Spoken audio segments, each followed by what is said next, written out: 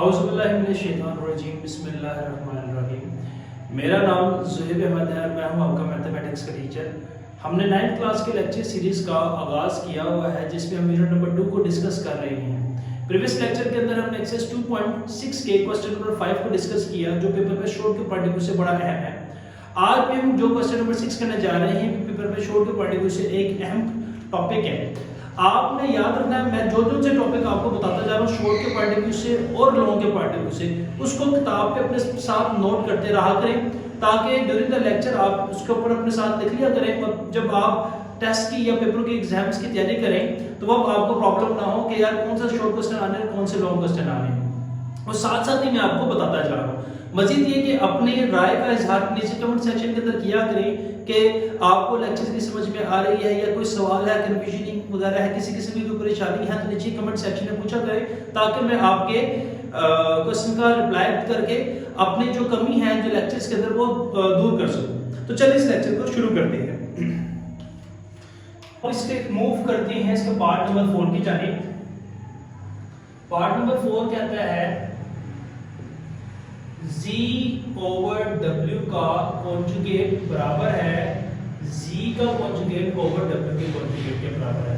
अब इसमें वो कह रहा है where w is not equal to 0, यानी कि w जो है वो 0 के इक्वल नहीं होगा। क्यों? डिनोमिनेटर में कभी भी वैल्यू 0 के इक्वल नहीं आती। क्यों? जब भी अगर डिनोमिनेटर में 0 के इक्वल आ जाए वैल्यू तो वो अनडिफाइंड हो जाता है। दोबारा ये इसकी डोमेन थी, इसका कुछ सवाल के सॉल्यूशन के ऊपर कोई फर्क नहीं पड़ता। लेफ्ट हैंड साइड हमारे पास क्या कहता है z ओवर w का कॉन्जुगेट चाहिए हमें। अब हमारे पास z और w तो अवेलेबल नहीं है, यानी कि हमें पहले z ओवर w को फाइंड करना पड़ेगा। z और w को फाइंड करते हैं। z क्या है हमारे पास? z है हमारे पास 2 प्लस 3 आयोटा ओवर w क्या है हमारे पास 5 माइनस 4 आयोटा। अब जब भी रूल ये था हमें डिनोमिनेटर के अंदर हमारे पास क्या आ जाए कॉम्प्लेक्स नंबर आ जाए तो हम उसको रैशनलाइजेशन से सॉल्व करते हैं। रैशनलाइजेशन क्या है कि आप इसी डिनोमिनेटर का कॉन्जुगेट लें, कॉन्जुगेट और उसी से मल्टीप्लाई और उसी से ही डिवाइड करते हैं।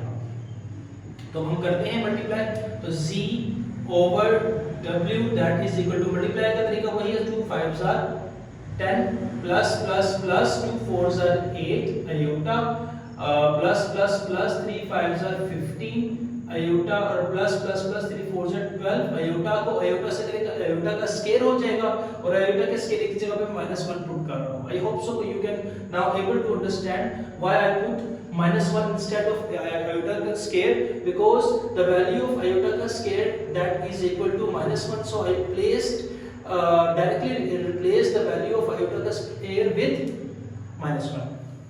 अब ये फॉर्मूला बन गया a minus b और a plus b that is equal to a का square minus b का square।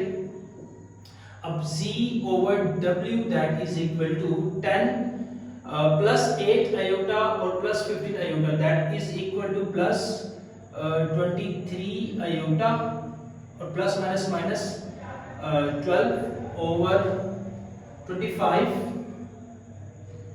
5 का स्क्वायर 25 माइनस 4 का स्क्वायर 16 4 का स्क्वायर कितना आ गया 16। अब वही आयोटा का स्क्वायर को डायरेक्टली रिप्लेस कर रहा हूं विद -1 कितना आ गया z over w that is equal to 10 minus 12 that is equal to -2 plus 23 iota over 25 plus 16 minus minus plus z over w that is equal to -2 plus 23 iota over 41। अब इस 41 को दोनों को अलग अलग हम कर देते हैं, रियल नंबर से भी डिवाइड कर देते हैं 41 को और इसको कॉम्प्लेक्स नंबर से भी डिवाइड कर देते हैं ताकि ये स्टैंडर्ड फॉर्म के अंदर आ जाए। तो ये हमारे पास आता है z ओवर w। नाउ अब हम क्या करेंगे इसका z ओवर w का कॉन्जुगेट को फाइंड कर लेते हैं। तो z ओवर w का conjugate is equal to -2 over 41 plus 23 over 41 iota का कॉन्जुगेट। तो यहां से कॉन्जुगेट किसके इक्वल आ जाएगा -2 ओवर 41 माइनस 23 ओवर 41 आयोटा। तो ये हमारे पास कौन सी साइड आ गई? लेफ्ट हैंड साइड आ गई। अब यही पे मैं इसकी राइट हैंड साइड को भी सॉल्व कर देता हूं, जगह थोड़ी है लेकिन ट्राई टू मैनेज। अब हमारे पास राइट हैंड साइड क्या है हमारे पास राइट हैंड साइड है z का कॉन्जुगेट ओवर w का कॉन्जुगेट। अब देखें हमने z के कॉन्जुगेट की वैल्यू को फाइंड किया हुआ है, w के कॉन्जुगेट की वैल्यू को फाइंड किया हुआ है, बस क्या करना है इसको रिप्लेस करना है कि वैल्यूज के साथ। z का कॉन्जुगेट क्या है हमारे पास 2 - 3 आयोटा और w का कॉन्जुगेट क्या है 5 + 4 आयोटा। अब वही बात डिनोमिनेटर के अंदर हमारे पास क्या आ गया, कॉम्प्लेक्स नंबर आ गया, तो उस पे उसका कॉन्जुगेट लेंगे 5 - 4 आयोटा, उसी से मल्टीप्लाई और उससे ही डिवाइड कर देंगे। वही सेम प्रोसेस है, बस नीचे डिनोमिनेटर और न्यूमरेटर चेंज हो गए।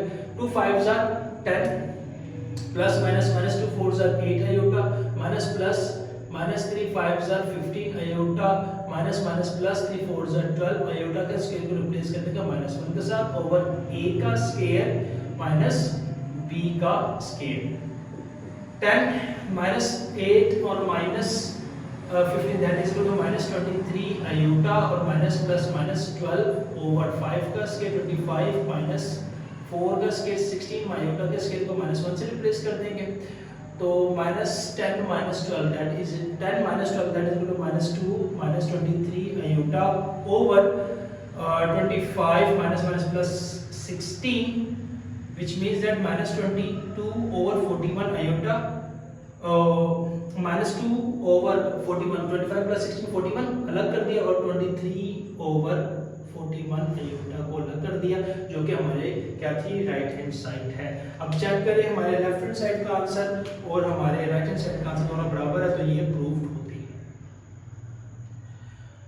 अब देखते हैं इसका पार्ट नंबर 5।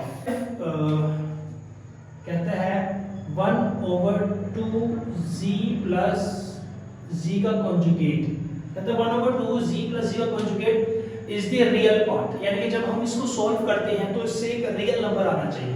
करते हैं सॉल्व 1/2 z को रिप्लेस कर दो उसके वैल्यू के साथ, z के हमारे पास 2 प्लस 3 आयोटा प्लस, चूंकि प्लस साइन चेंज नहीं करता इसको हम डायरेक्टली लिख देते हैं, ब्रैकेट डालने की जरूरत नहीं है। z का कॉन्जुगेट क्या है हमारे पास 2 - 3 आयोटा, सॉल्व करते हैं प्लस 3 आयोटा माइनस 3 आयोटा से कैंसिल कितना आ गया 1/2 is equal to 2 plus 2 2 plus 2 that is equal to 4 and 2 1 2 2 4, तो फाइनली आंसर 2 1 2, यानी कि देखें ये प्रूव होता है 2 इज अ रियल पार्ट, एक रियल पार्ट है, इसके वजह से इमेजिनरी खत्म होगा, तो ये बात साबित होती है कि z 1/2 bracket start z plus z का conjugate is a part of a real number.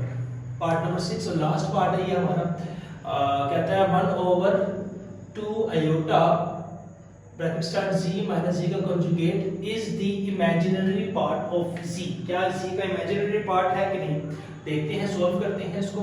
वही काम करेंगे 1/2 iota as it is, that is z को रिप्लेस कर देंगे इसकी वैल्यू के साथ, क्या है हमारे पास 2 प्लस 3 आयोटा। इस दफा ब्रैकेट को प्लेस करूंगा क्योंकि साइन माइनस का है, माइनस के अंदर प्रॉपर्टी साइन चेंज करता है, इसलिए ब्रैकेट को प्लेस करना पड़ेगा।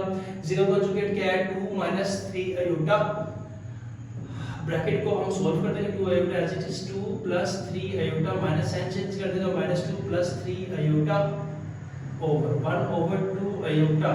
अब प्लस 2 माइनस 2 से कैंसिल हो गया, बाकी क्या बचा हमारे पास plus 3 that is equal to plus 6 iota.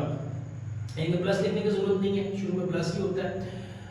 2 iota 1 सा 2 आयोटा 2 आयोटा 3 सा हमारे पास क्या हो गया 6 आयोटा, which means 3 1 सा 3 is a real part, so is a real part, ये एक रियल पार्ट है, जबकि वो क्या कहता था कि 1/2 z माइनस z का कॉन्जुगेट इज इमेजिनरी पार्ट, तो ये क्या हुआ हेंस नॉट प्रूफ, ये साबित नहीं होता। मतलब कि ये प्रूफ क्यों नहीं होता, क्योंकि ये रियल पार्ट नहीं बल्कि वो इमेजिनरी पार्टिकल का रियल पार्ट है, ठीक है। जब हमने सोल्व किया इसके वजह से आयोटा खत्म हो गया हमारे पास।